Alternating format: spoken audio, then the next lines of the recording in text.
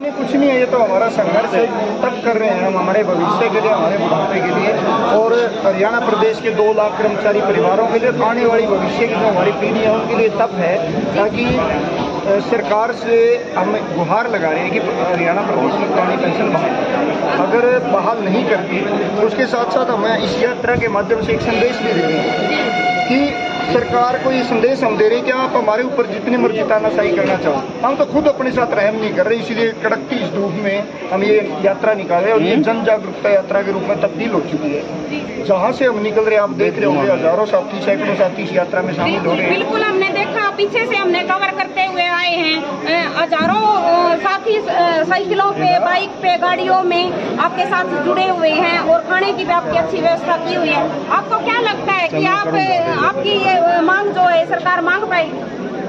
देखिए, वो डिसाइड सरकार ने करना। हम दोनों तरह से सरकार हमारा निवेदन माने, हमारी चेतावनी माने, इसको जो मर्जी समझे। हम स्पष्ट कर चुके हैं कि या तो पुरानी पेंशन बहाल करे, नहीं तो तख्तो ताज खा। हम नारा लेकर चल रहे हैं, जो पुरानी पेंशन बहाल करेगा वो देश को राज करेगा, और ये मुहिम साथ में चला रहे हैं वोट फॉर। आज तक हमने नेताओं की पेंशन के लिए वोट दी, हमारे साथी नेताओं के लिए बड़ा काम करते हैं, बड़ी मेहनत करते हैं। इस बार जन जागरूकता इतनी है कि साथी अपने लिए, खुद के लिए वोट करेंगे, अपने परिवार के भविष्य के लिए करेंगे, पुरानी पेंशन को बहाल करवाने के लिए वोट करेंगे। तो अब निर्णय सरकार को लेना है, वो पुरानी पेंशन बहाल करके अपना सम्मान करवाना चाहती है या पुरानी पेंशन बहाल ना करके इस सत्ता से बाहर होगी।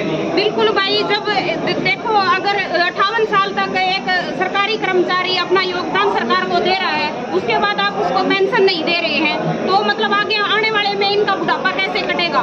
एक यही आखिरी रास्ता बच जाएगा। बच्चे तो रोटी देंगे नहीं जब तक इनके पास पैसा, जब तक सेवा है, पेंशन सरकार देगी नहीं। वृद्धाश्रम में जाने के अलावा इनके पास शायद और कोई रास्ता बचेगा नहीं। तो ये भाई भी हमारे साथ जुड़े हुए, इनसे भी रूबरू करवाते हैं। राम राम भाई। राम राम जी, मैं ऋषि नैन पेंशन बहाली संघर्ष समिति प्रदेश महासचिव जी। बहुत बहुत स्वागत है आपका हमारे चैनल पर, और जो हमारे दर्शक आपको देख रहे हैं और भी शायद आपके साथ जुड़ सके, तो क्या कहना चाहोगे आप? मैं तो यही कहूँगा कि हमने जो ये 2 जून से 2 जून की रोटी के लिए हमने ओपीएस संकल्प यात्रा शुरू की है, इसमें ज़्यादा से ज़्यादा कर्मचारी भागीदारी करे, आम जनमानस भागीदारी करे, क्योंकि ये मौजूदा कर्मचारियों की लड़ाई नहीं है, ये उन लोगों की लड़ाई है जो अब बच्चे स्कूलों में पढ़ रहे हैं, सरकारी सेवा में आने की तैयारियां कर रहे हैं, वो गरीब माँ बाप के बच्चे, छोटे व्यापारी के, दुकानदार के बच्चे हैं, और वो अपना पेट काट कर बड़े महंगे कोचिंग संस्थानों में उनकी कोचिंग डलवाते हैं ताकि वो सरकारी सेवा में आ सके। लेकिन वहाँ पर क्या है, वो वहीं पर खाली हाथ आना। अब आज तो देख रहे हो जो हमारे साथी रिटायर हो रहे हैं, किसी 500 किसी 700 ये पेंशन बढ़ रही है, बुढ़ापा पेंशन भी नहीं ले सकते, वो 2750 रुपये हो गई है। तो निश्चित तौर पर ये हमारे अधिकार की लड़ाई, हमारी मांग नहीं है, अधिकार है। और कौन कहता है कि, कहने वाले कौन है कि वो सरकार जो है हमारा देश दिवालिया हो जाएगा, जो स्वयं पेंशन ले रहे हैं बिल्कुल, बिल्कुल। वो ये बात कहते हैं, पेंशन लेने वाले पेंशन बंद करने की बात कह रहे हैं। बिल्कुल सही बात है जी। तो इसके खिलाफ हमारी लड़ाई चल रही है। तो जो जिस प्रकार से आपने इन सरकारी कर्मचारियों लगती है। क्या ये जो विधायक है, मंत्री हैं, ये अपनी भी पेंशन बंद करके एक दिन के लिए दिखाओ, तब पता लगेगा क्या हाल होता है पेंशन बंद होने के बाद। जी हमारे साथ जिला प्रधान भी जुड़े हुए हैं, इनसे भी आपको रूबरू करवाते हैं। राम राम जी, क्या कहना चाहते हैं आप इस पद यात्रा के बारे में? ये पद यात्रा जो चली है भाई विजेंद्र धारीवाल के नेतृत्व में, ओपीएस एनपीएस तो सबको पता चल गया क्या है, सारी बारीकियां आपने गिनवा दी। इन राजनेताओं की अकल ठिकाने लगाने के लिए एक नारे के साथ चले हैं हम कि वोट फॉर ओपीएस। खट्टर साहब और हरियाणा सरकार के साथ साथ केंद्र सरकार को बोलना चाहता हूं, सद्बुद्धि और सन्मति का प्रयोग करें। या तो इन कर्मचारियों की पेंशन लौटा दो, हमारा अधिकार लौटा दो, नहीं तो 2024 में चलता करेंगे और तुम्हारी पेंशन पक्की कर देंगे।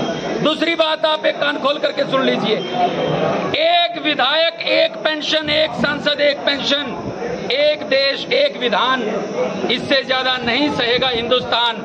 मैं कहता हूं आपको ठिकाने, आपकी अकल को ठिकाने लगा के मानेंगे, समय रहते चेत जाओ, वरना जितने जबरदस्त मैंडेट के साथ सत्ता पर बैठाया था उसी तरह से इस सिंहासन से गिराने का काम भी ये यात्रा करेगी। मील का पत्थर साबित होगी ये यात्रा। बिल्कुल, देख लो भैया, किसी एक सरकारी कर्मचारी की कोई लड़ाई नहीं है, ये सभी जितने भी महकमे है, कोई बिजली विभाग है, ये कर्मचारी की एक की लड़ाई नहीं है। मैं आपके चैनल के माध्यम से बता दूं, 3 जनरेशन की लड़ाई है।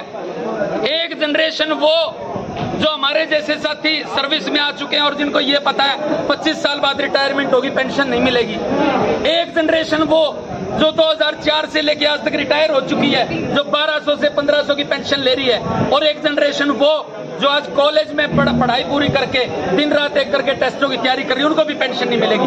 3 जनरेशन की लड़ाई है। संघर्ष केवल खुद के लिए नहीं, आने वाली पुश्त और नस्लों के लिए भी लड़े जाते हैं। तो ये 3 जनरेशन की लड़ाई है। इन सरकार में बैठे हुए सत्ताखोर लोगों को समझनी होगी ये बात, वरना हरियाणा से बाहर मिलेंगे सबके सभी।